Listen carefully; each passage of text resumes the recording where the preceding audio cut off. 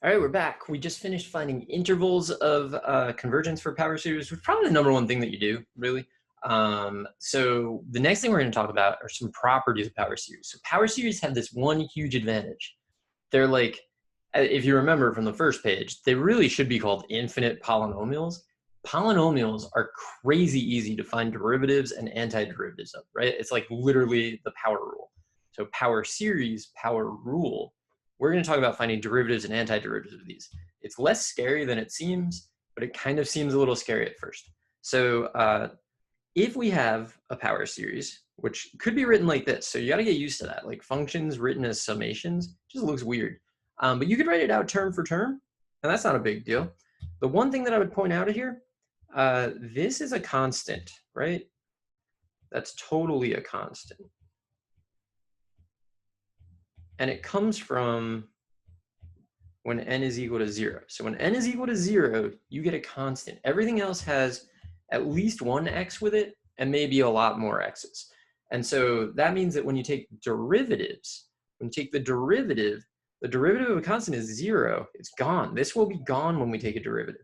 Whereas this will just be c1. This will be 2 times c2, x minus a. Then you get 3 times c3, x minus a squared, and so on. But c0 is gone. And it came from when n is equal to 0. So that's really important because when you take a derivative, if you want to write it in summation form, if the first term of your series was a constant and your series started at 0, so started at n equals 0, gave you a constant, take the derivative, your new summation is going to start at 1 because the 0th term is gone. So you literally are starting at C1. So you want to start at 1 now. And that, I don't know, is that like one of the finer points? Kind of. My sock just fell off, which seems like that shouldn't even be able to happen. But don't worry, everyone, we're fine. So when we take a derivative, we do it term by term.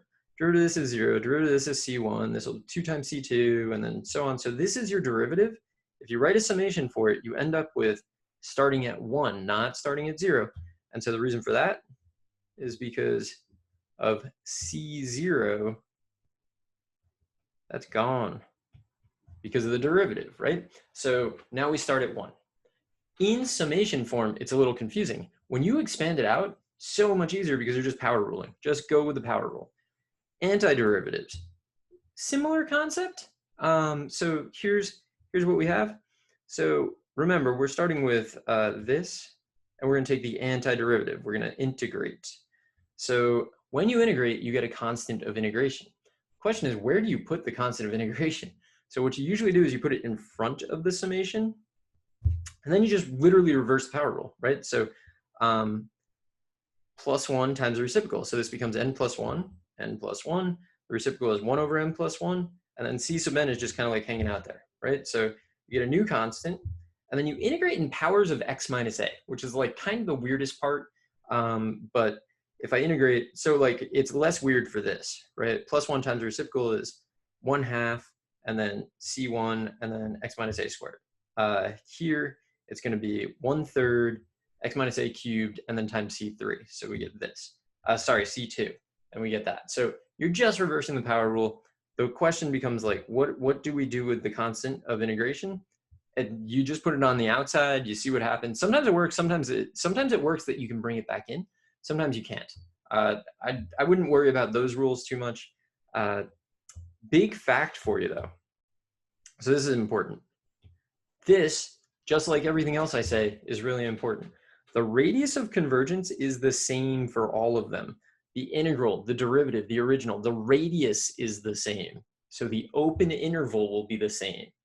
The endpoints can differ. So the endpoints might differ, and that's a big deal. Your endpoints might differ. So I just highlighted the wrong thing. The endpoints might differ. So the radius is the same, the endpoints might differ. And then just keep in mind that x is the variable, n is not the variable when you're taking derivative or integrating. So let's see if we can do some of these. So we want to write in expanded and summation form the derivative and antiderivative. Okay. So if I'm going to write it in expanded form, I got to like write some terms. So 0 will give me 1. and then minus x over 2 plus x squared over, should I do 2 squared? Sure, 2 squared minus x cubed over 2 cubed plus dot dot dot plus negative 1 to the n x to the n over 2 to the n plus dot dot dot, just right all over everything. Okay, so when I take the derivative, the first term is a constant. So the derivative constant is 0. So what I'm going to do is so let's say that this is f of x, just for convenience. F prime of x is going to be, okay, so 0 gave me a constant. So when I take the derivative constant, it's gone. So now 0 is no longer applicable. So now we start at 1. And then we just power rule this thing. So this is a constant. This is a constant. So I get negative 1 to the n, 2 to the n. That's as if you were taking the derivative of 5 times x to the n, right? It's just 5. It's constant. Just hangs out. And then the power rule is n x to the n minus 1. That's it. Sometimes my multiplication sign, the little dots look like subtraction. I feel like that's wrong. Well, I know that's wrong. All right, and then here, if we just power rule our way through this, we'll get minus 1/2 plus, I'm just gonna write 2x over 2 squared, and then 3x squared should have been minus 3x squared over 2 cubed plus dot dot dot.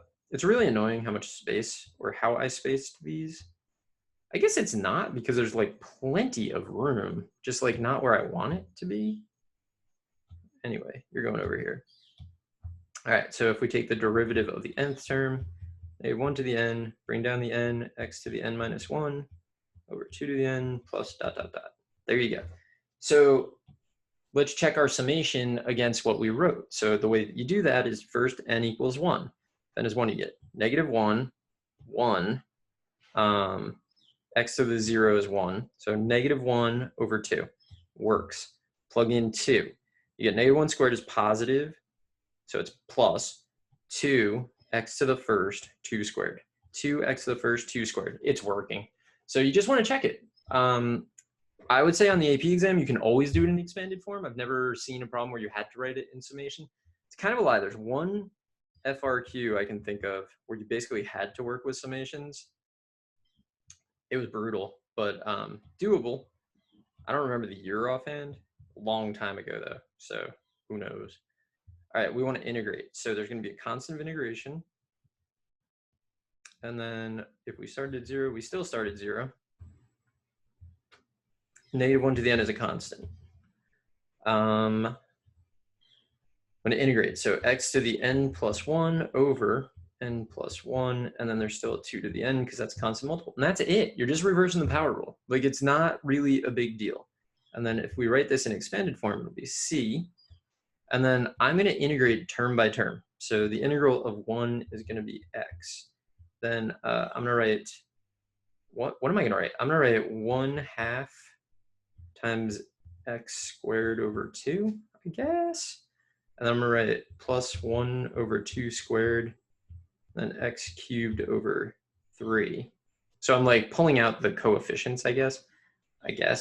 And then minus 1 over 2 cubed, and then just reverse power rule, x fourth over 4 plus dot dot dot.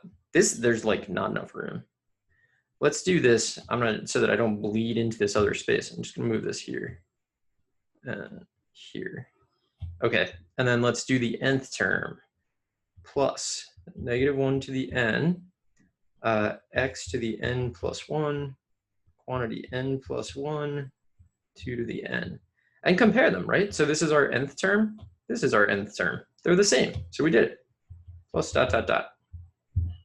All right, let's try another one. These are not as bad as they seem. They seem bad, and I don't know if I'm doing a bad job explaining. I feel like I am. I don't know. 1, plug in 1, you get plus 3x over 1 factorial. Plug in 2, you get 3 squared x squared over 2 factorial. Let's just do 3 non-zero terms. Why am I doing 4? Plus 3 to the n, x to the n over n factorial plus dot dot dot. I'm doing 4 because it usually says, I think, write 4 non-zero terms. I just sneeze really bad. So we're going to say this is f of x. So f prime Okay, the big thing with the summation for f prime is, did it start with a constant? If it starts with a constant, then you increment this by 1. So it's starting at 0. So now it'll start by 1, at 1. So 1 to infinity. And then just do it, right? 3 to the n is a constant, n, x to the n minus 1 over n factorial. N and n factorial are going to cancel if you want to cancel them, which like maybe you do.